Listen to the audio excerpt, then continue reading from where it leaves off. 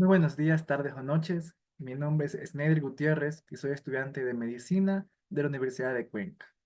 Asimismo, soy estudiante del doctor Jorge Castillo en la cátedra de Imagenología 2. El día de hoy vamos a aprender un tema muy interesante y muy importante en la práctica médica, que es el tema de la artritis reumatoide. Por supuesto, hablando desde su punto de vista imagenológico. Empecemos. Como tal, ¿cuáles van a ser los objetivos de esta presentación y charla? Primero, describir las características generales de la artritis reumatoide, incluyendo la definición, su epidemiología y su distribución articular que va a ser muy característica. Segundo, identificar los principales hallazgos radiográficos característicos de la artritis reumatoide y su relación con la progresión de la enfermedad. Es decir, vamos a aprender qué encontramos en las radiografías y qué relación tienen con el estadio en el que se encuentran ya la artritis reumatoide. 3.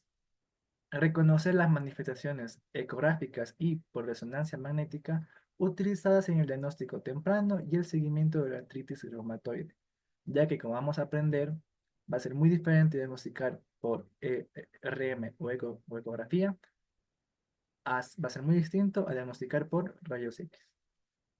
4. Analizar las alteraciones articulares y óseas presentes en diferentes localizaciones anatómicas afectadas por artritis reumatoide. ¿A qué nos referimos con esto? Nos referimos a que, como tal, las manos o la muñeca no va a ser lo único afectado en la artritis reumatoide, sino también otro tipo de localizaciones que vamos a aprender a continuación. 5. Diferenciar la artritis reumatoide de otros tipos de artritis inflamatorias. Específicamente vamos a hablar de la artritis psoriásica. Así que empecemos. Este es nuestro índice o temario. Primero, vamos a ver la definición y generalidades de la artritis reumatoide. Segundo, vamos a ver las características radiográficas de la artritis reumatoide, o sea, cómo sabemos que es artritis reumatoide. Luego los hallazgos ecográficos, seguidos como uno de la resonancia magnética. Hasta ahí veremos cómo ver, cómo ver la artritis reumatoide en imagenología y cómo se pide los estudios, con las recomendaciones EULAR. Luego seguiremos la evaluación de la progresión de la enfermedad con métodos que ya vamos a averiguar, seguido de las localizaciones específicas y que se encuentran en las diferentes localizaciones en las diferentes articulaciones en la artritis reumatoide. Por último, terminaremos con el diagnóstico diferencial y las referencias. Ahora, empecemos con la definición y generalidades. Primero, ¿qué es la artritis reumatoide? La artritis reumatoide es una enfermedad inflamatoria sistémica de origen desconocido que afecta a las membranas sinoviales. Es una enfermedad autoinmune, en la mayoría de los casos, crónica, que tiene gran predisposición genética. Esta enfermedad va a afectar con mucha mayor frecuencia a mujeres antes que a hombres. Una relación 3:1 según un estudio publicado por el Elsevier. Ahora, es la poliartritis crónica más frecuente. Es de aquí la importancia de saber su correcto diagnóstico, ya que tiene una prevalencia del 0,5 a 1%. Es decir, uno de cada 100 personas pueden padecer de artritis reumatoide. Ahora, ¿cómo se va a distribuir las afecciones en la artritis? Principalmente hacer una poliartritis va a tener una distribución bilateral. No solo se va a afectar una articulación, sino algunas. Entonces, distribución bilateral. Simétrica, ya que es una enfermedad crónica inflamatoria y va a afectar en mayor medida a las articulaciones pequeñas, a diferencia de otras enfermedades como puede ser la artrosis, que puede afectar la cadera, la rodilla, La artritis afectará principalmente las articulaciones pequeñas de las manos, de los pies y la columna cervical. Ahora, vamos a hablar, perdón, aquí tenemos una imagen de una artritis avanzada como tal. Podemos ver cómo afecta principalmente a las articulaciones metacarpofalángicas y cómo se forman estos nódulos inflamatorios o nódulos reumatoides. Ya vamos a ver cómo este estadio es muy avanzado. Así se ve en la clínica un estadio avanzado de artritis reumatoide, con inflamación, tumefacción al despertarse, este tipo de lesiones bilaterales y progresivas. Muy importante que son progresivas.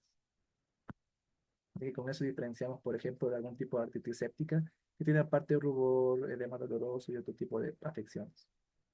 Ahora, ¿cuáles son las características radiológicas de la artritis reumatoide? Tenemos como primer punto la tumefacción yuxtaarticular. ¿Qué es esto? Esto se refiere a la proliferación sinovial y derrames en las articulaciones y bursas.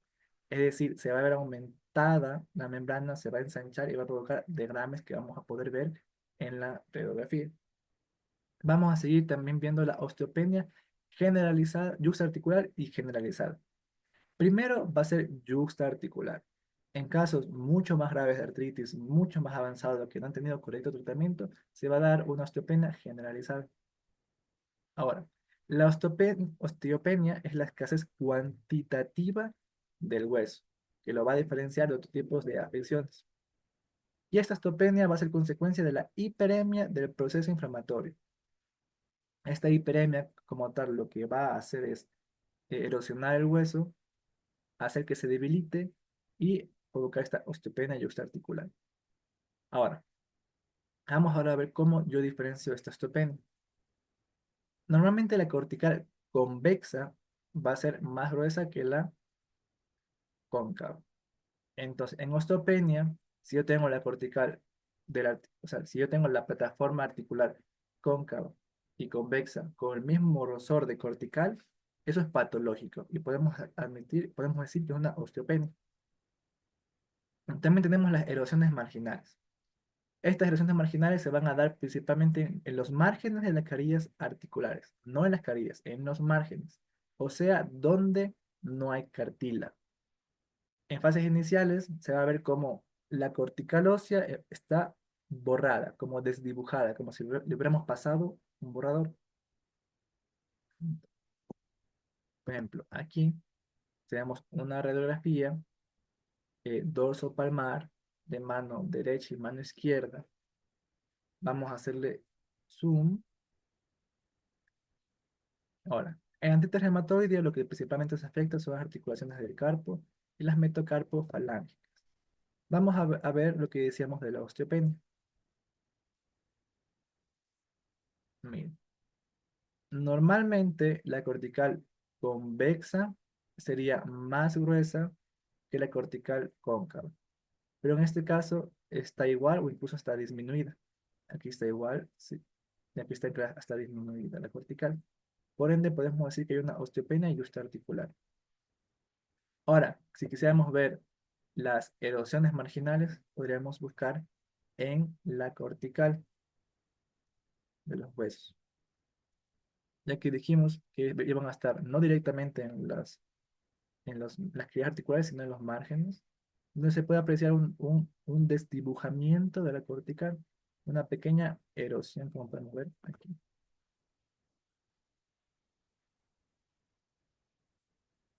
Vamos a seguir. Lo que también vamos a encontrar va a ser la disminución del espacio sinovial, ya que la inflamación va a ocasionar poco a poco pérdida de cartílago. Por ende, el cartílago se va a reducir progresivamente de manera homogénea. Aparte, también tenemos las subluxaciones. Esto ya se va a dar en fases tardías. Esta misma erosión va a ocasionar que los cápsulas y ligamentos se hagan laxas, o sea, va a haber laxitud articular. Esta laxitud articular va a provocar las luxaciones, las subluxaciones, que en periodos ya de mayor tiempo puede dar una anquilosis o artrosis secundaria. Anquilosis es la fusión como tal de las articulaciones. Y también podemos encontrar quistes sinoviales, que son básicamente quistes en las articulaciones llenos de líquido. En este caso, podemos ver aquí una subluxación y cómo se reduce completamente el espacio articular a lo normal. Por ejemplo, aquí están prácticamente unidos. Aquí vemos la subluxación. Aquí también vemos cómo hay osteopenia y cómo los márgenes empiezan a borrar, formando este tipo de erosiones y erosiones. En el carpo también podemos ver este tipo de afecciones con reducción del espacio articular y la osteopenia generalizada, así como las erosiones de la cortical. Aquí vemos una subluxación aún más marcada aquí, o por ejemplo también acá. Vamos a seguir. Esto es un nódulo reumatoide que no debemos confundir con quiste sinovial. Este nódulo se puede dar por una afección descontrolada de la artritis reumatoide, puede darse principalmente en zonas de extensión.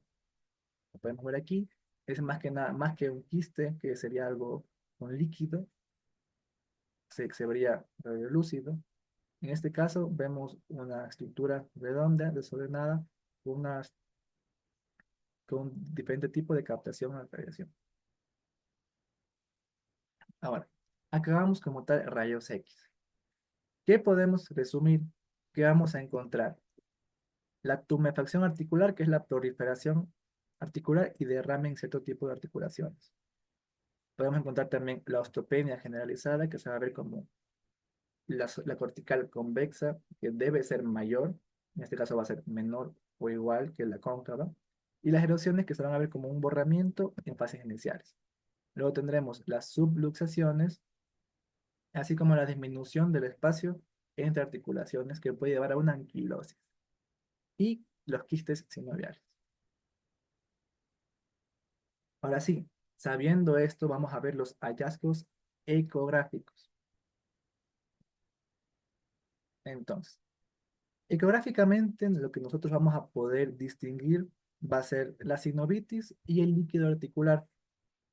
Como bien sabemos, no podemos ver claramente el hueso con ecografía, no es la técnica adecuada.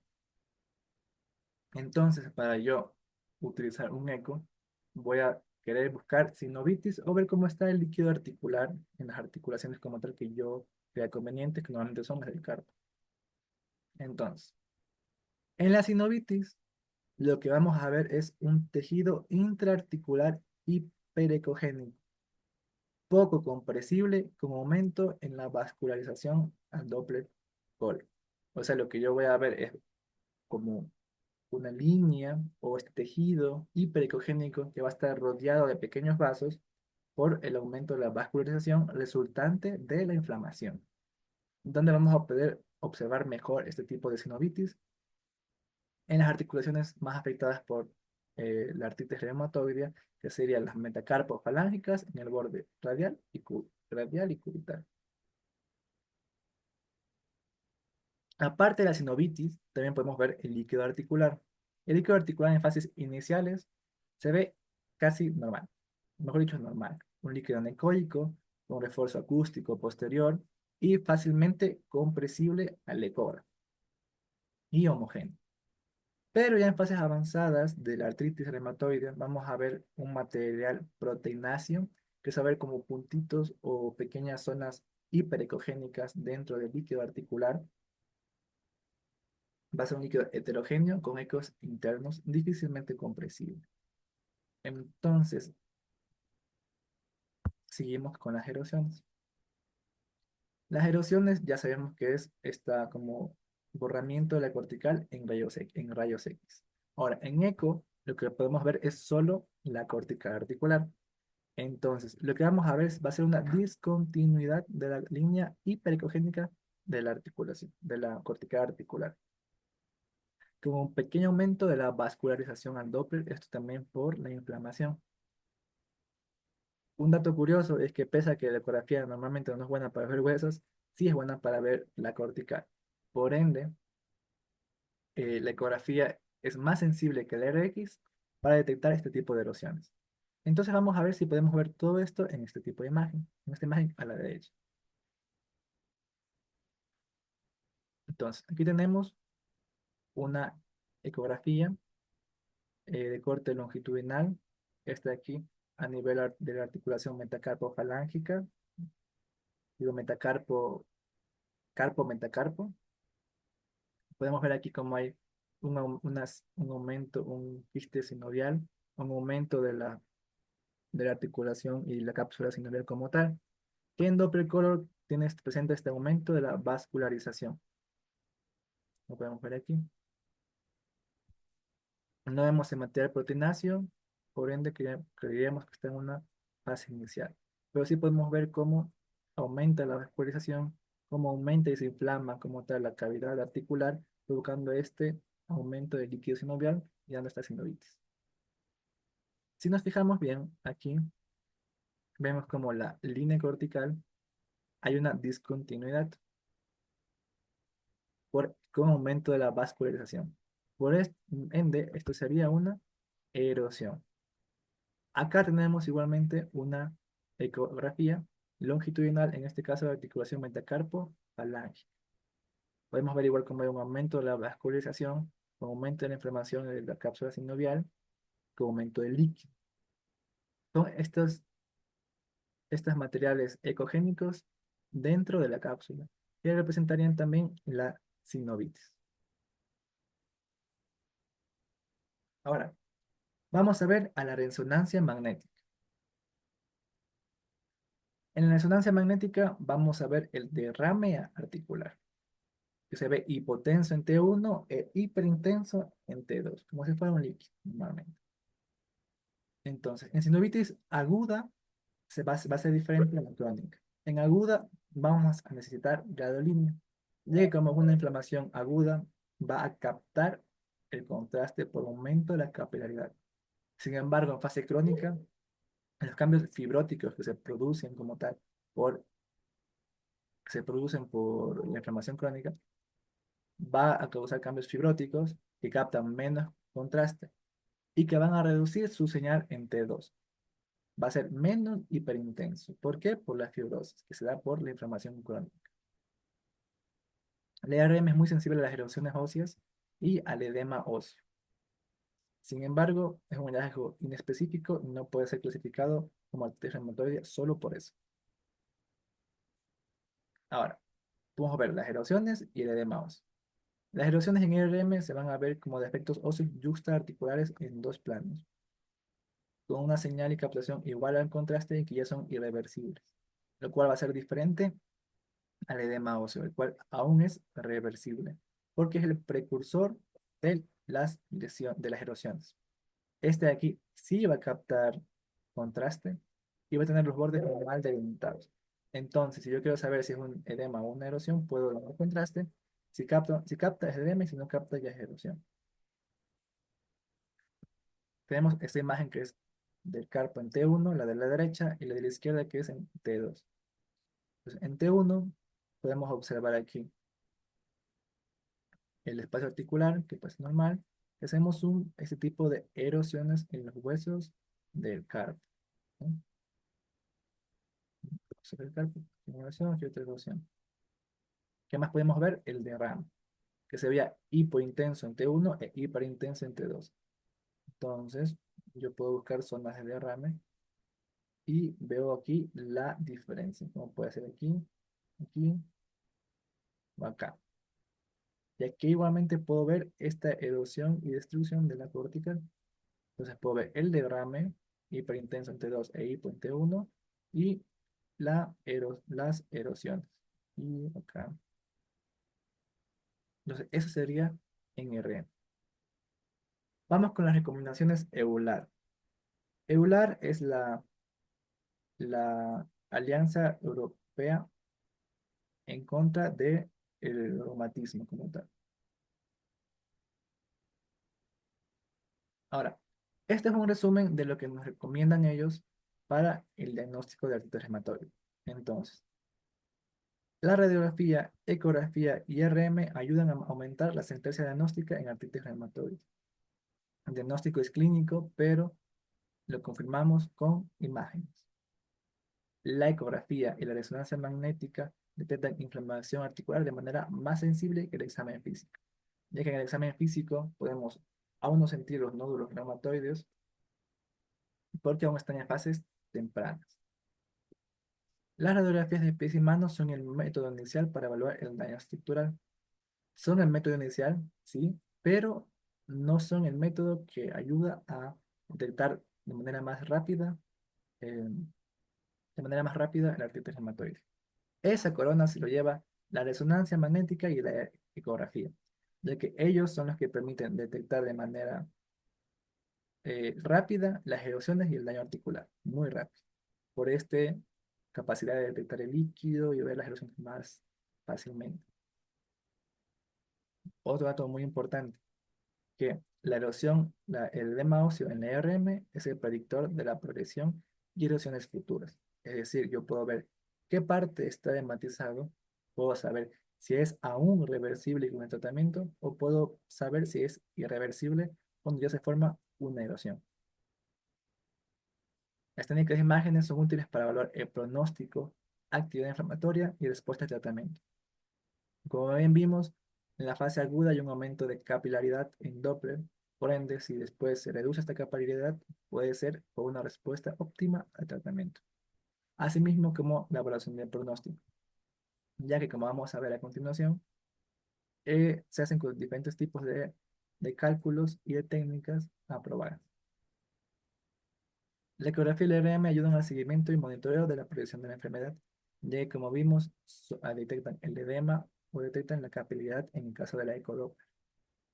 Y en sospecha de afectación cervical deben realizarse estudios de imagen específicos, ya que como vamos a ver, una afectación cervical puede ser potencialmente muy mortal para el paciente. Ya vamos a ver por qué. Entonces aquí tenemos las recomendaciones y el nivel de confiabilidad de acuerdo del 0 al 10 con un índice de confiabilidad del 95%. Que básicamente lo que ya vimos, sin resumir.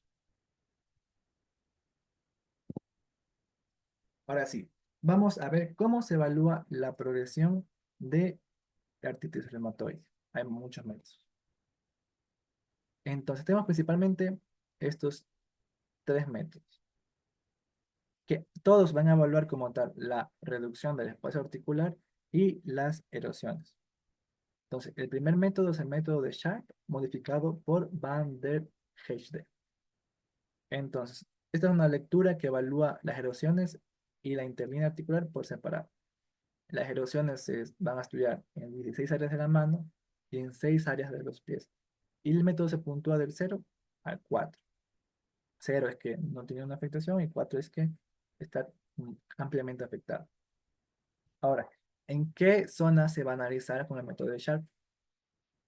Se va a analizar en todos los huesos de la mano, escafoide, semilunar, piramidal, trapecio, trapezoide, grande, ganchoso, radio y eh, radio distal y cúbito distal. Así como en las 5 articulaciones, 5 articulaciones metacarpo falángicas y las 5 articulaciones interfalángicas proximales.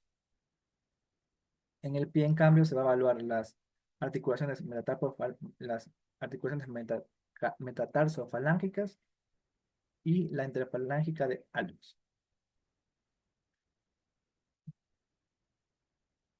Ahora, seguimos con el método de Larsen.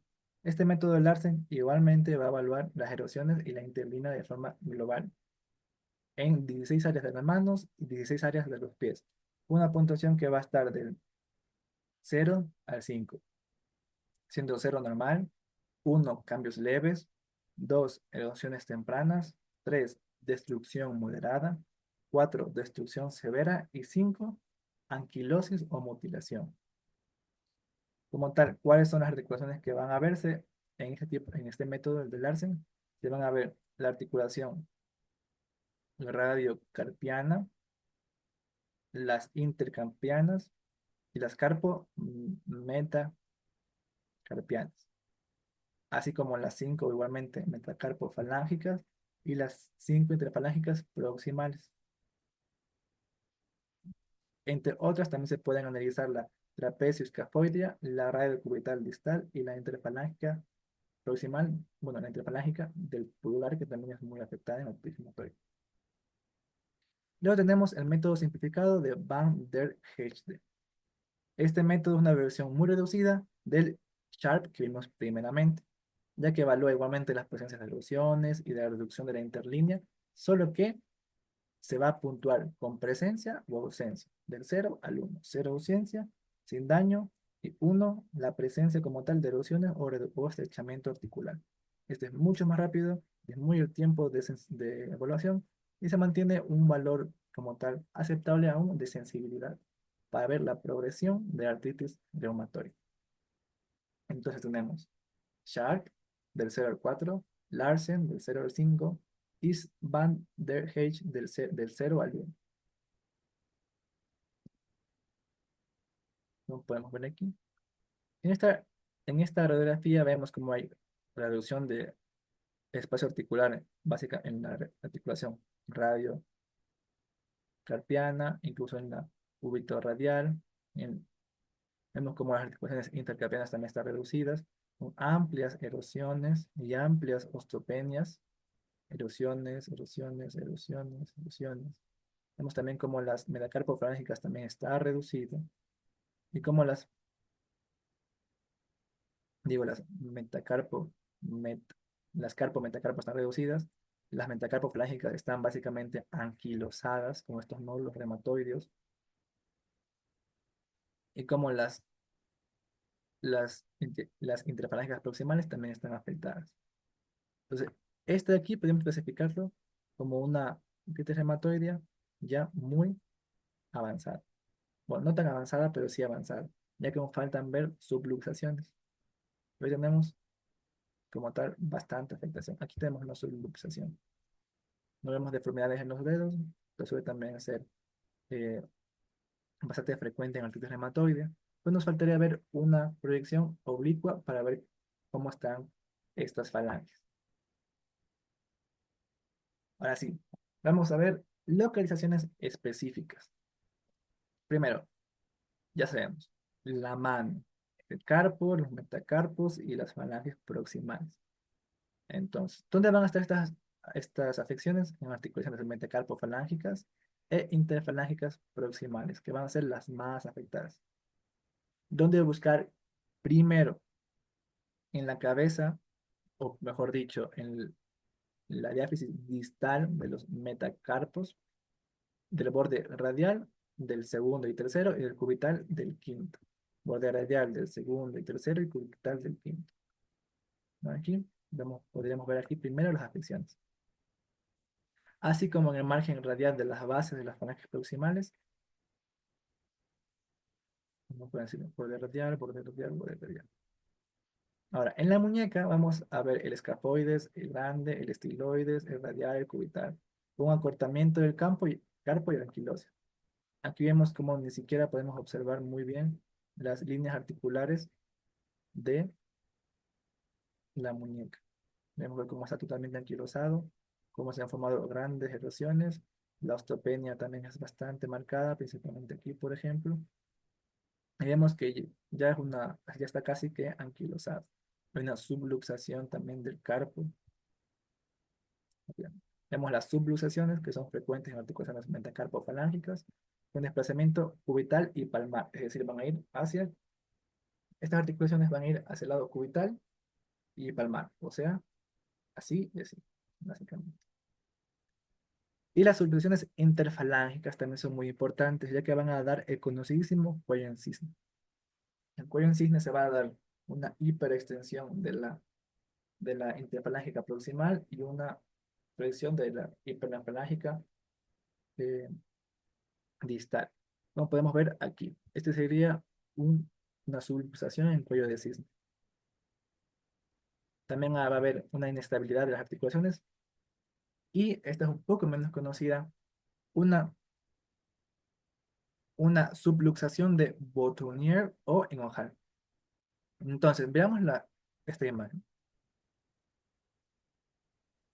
Vemos cómo se forma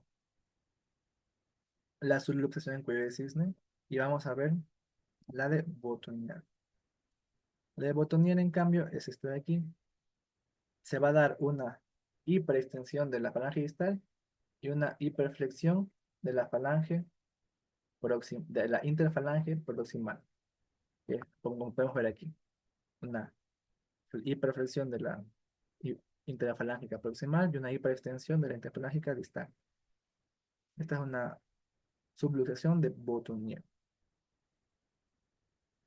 Ahora, vamos a ver el pie, que también es gravemente afectado. Se afecta en 80 a 90% de los pacientes. Y normalmente aparece igual que con las manos, pero a veces, en un 10 a 20% de los casos, la afectación en los pies va a ser antes que la de las manos, en casos un poco ya más raros. Las más comprometidas, las articulaciones más comprometidas o más afectadas, al igual que la mano, va a ser las metatarso-falángicas. Y, muy importante, la intrafalángica del primer dedo, del dedo gordo, entre comillas, del pie, así como los huesos del tarso. Las erosiones iniciales suelen localizarse en el borde lateral de la diáfisis distal del quinto metatarsiano, puede ser aquí. Y hay también erosión en el resto metatarsiano, va a haber erosiones en el borde medial y en el borde lateral. Igualmente va a haber subluxaciones con desplazamiento plantar y desviación peroneal, o sea, igualmente hacia el lateral. Como vimos arriba, que era una desviación cubital y palmar, esta va a ser una desviación peroneal y palmar, con anquilosis del tarso. Aquí podemos ver claramente cómo hay una subluxación con desviación peroneal de la articulación metacarpofalángica del primer dedo del pie derecho. Vemos igualmente cómo están los nodos reumatoideos, cómo hay erosiones, subluxaciones. Esto ya está casi que luxado. Y viendo el carpo, podemos ver también esta anquilosis. Y como hay osteopenia también aquí. Bueno, aquí no hay tanta osteopenia porque la cortical sigue siendo un poco más gruesa, el borde convexo, que el cortical del borde cóncavo. Pero básicamente aquí también están anquilosadas las articulaciones tarso-metatársicas. Vemos un poco mejor. Esto sería en torno al pie. Ahora vamos a hablar de la columna cervical. Ahora, la columna cervical van a haber subluxaciones que van a ser secundarias a la laxitud ligamentosa y destrucción articular. O sea, por esta inflamación crónica, igualmente por esta hiperemia, los ligamentos, al igual que como si eran manos y pies, también se van a ver afectados. Ahora, esto sí es mucho más peligroso debido a que esta laxitud pueda provocar un desplazamiento de las vértebras cervicales que puede provocar una compresión medular o bulbo medular. Es decir, puede comprimir el bulbo del troncocefálico. Tenemos tres tipos de subluxaciones más descritas como tal en la bibliografía. La subluxación atlanto-axoidea anterior, la subluxación atlanto-axoidea superior y la subluxación subaxial. La subluxación atlanto-axoidea anterior es la más frecuente. Básicamente, va a haber una distancia entre C1 y C2, o el atlas, la, la parte anterior de la carilla articular del atlas, con la parte posterior de la carilla articular del atlas, con la parte anterior del odontoides, va a haber un desplazamiento mayor a 3 milímetros.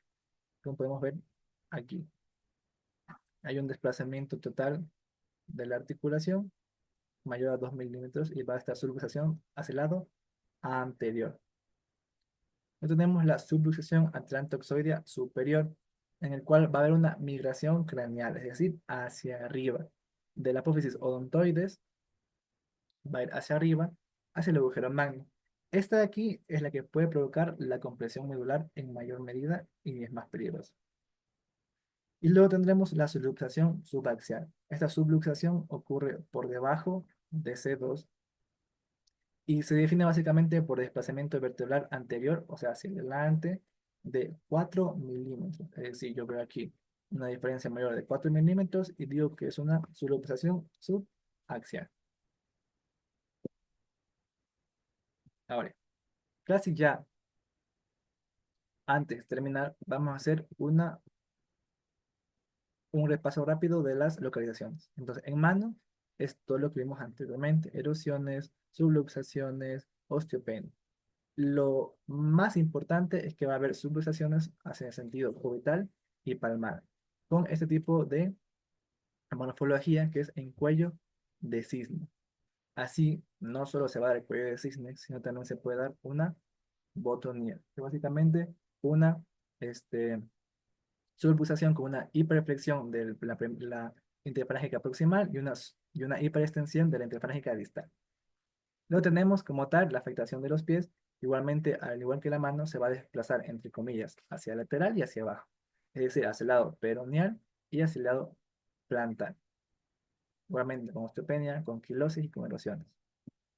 Y en la columna cervical ya vimos que los desplazamientos pueden ser más peligrosos para la compresión vulvar, que puede estar ocasionada por la subluxación atlanto superior, que es donde cual la apófisis odontoides de C2 sube y puede comprimir el bulbo. También tenemos la atlantoxovia anterior, que es un desplazamiento anterior mayor a 3 milímetros, y la subluxación subaxial, la cual va a ser debajo de C2 del átex y el axis, debajo del axis, mayor a 4 milímetros.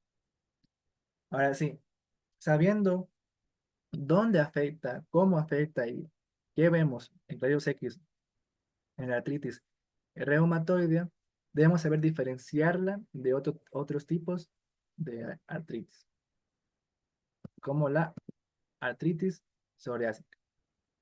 La artritis psoriásica tiene la principal diferencia que las mayores afectadas va a ser las articulaciones interfalángicas distales, no las proximales. Entonces vamos a ver hacia acá. Asimismo va a haber una esclerosis subcondral y una periositis. Es decir, no vamos a ver tanto estas erosiones o este borramiento de cortical o esta osteopenia tan marcada, sino que en cambio vamos a ver una esclerosis subcondral con esta periositis que está como proliferación del periósteo.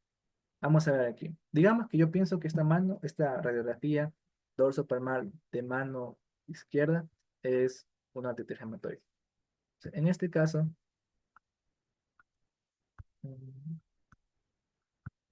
en este caso, lo que yo haría sería, primero, si yo pensara que es una artritis reumatoidea, vería las metacarpofalángicas y las falángicas proximales, buscando erosiones, buscando subluxaciones, buscando tumefacción. Sin embargo, aquí no veo la subluxación, tampoco veo una reducción del espacio interarticular, pero si voy acá, ya voy a verlo un poco mejor. Vemos cómo aquí se empieza a formar este tipo de esclerosis subcondral con el aumento de el periósteo. ¿Ok? O sea, esto no es una artritis reumatoide, es muy diferente a lo que hemos visto con anterioridad, como esto de aquí, pero sabemos claramente la anquilosis y todo en fases ya más avanzadas. Entonces, principales diferencias: dónde afecta la artritis reumatoide en las artritis interfalángicas proximales y la artritis psoriásica en las interfalángicas distales.